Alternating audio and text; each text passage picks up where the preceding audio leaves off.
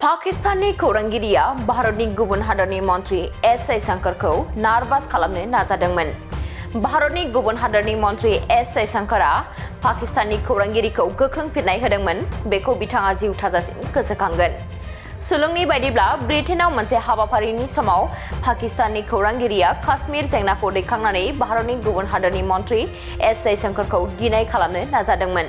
बबेखानि गाहाय मन्त्रि नरेन्द्र मोदी सरकारनि मिसाइल मन्त्रि एस जयशंकरा खौरांगिरिनि गाग्लोबनायखौ पाकिस्ताननि फारसे लांफिनदोंमोन।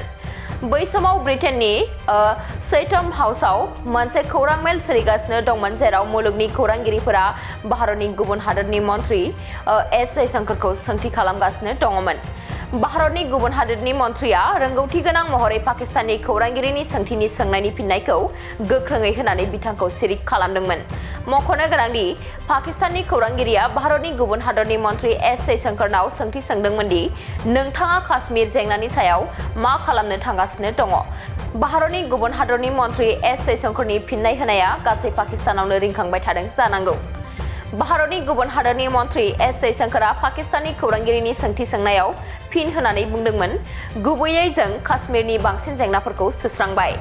आयेन दफा 370खौ जम्मु काश्मीरनिफ्राय बोखारनायानो गिबि आगानमोन। बेनि उनाव जम्मु काश्मीराव जौगानाय आरो रांखान्थियारि हाबाफारिफोरा बांदोंमोन, समाजारि न्याय आरो बिसायख'थिफोर जादोंमोन। दायो जों काश्मीरनि खावसे बाहागो POKखौ जम्मु काश्मीरजों सरजाबनायखौ नेगासिनो दङ, जायखौ पाकिस्ताना आयेन बेरेखायै दखल खालामनानै लादों। POKखौ जम्मु काश्मीरजों सरजाबखांनायनि उनाव आं नोंथांनो खोथा होयो दि काश्मीरनि गासैबो जेंनाफोरा सुस्रांजागोन। धेकियाजुलि बाटासीपुर हालामनि रायजो राजाफोरनि थाखाय गोनांथार फोसावथाय।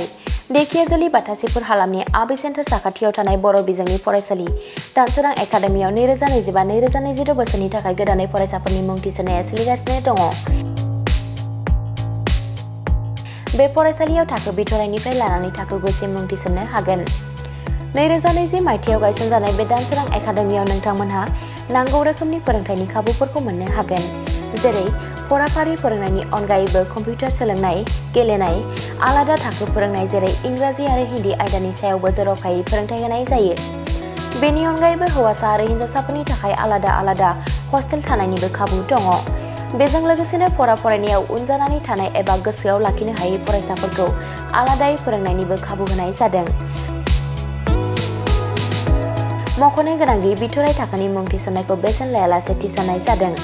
बेनिखायनो गोसो गुदुं दिथागिरि नोंथांमोनहा गाव गावनि गथ'फोरखौ दानसोरां एकाडेमियाव मुं थिसननो गोसो दङब्ला थिसननो हागोन।